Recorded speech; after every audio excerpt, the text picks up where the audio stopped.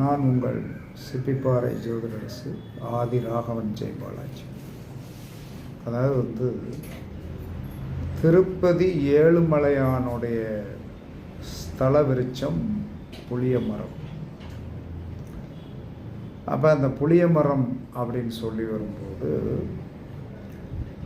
ஒரு கடவுளுடைய ஸ்தல விருட்சமே புளிய மரமாக இருக்கும்போது பணப்பற்றாக்குறை, பொருளாதார சீரழிவு, பணக்கஷ்டம், பொருளாதாரத்தின் மேன்மை இல்லாத நிலை இருப்பவர்கள், ஏன்னா பணக்கார சாமி அந்த ஆள் தான்.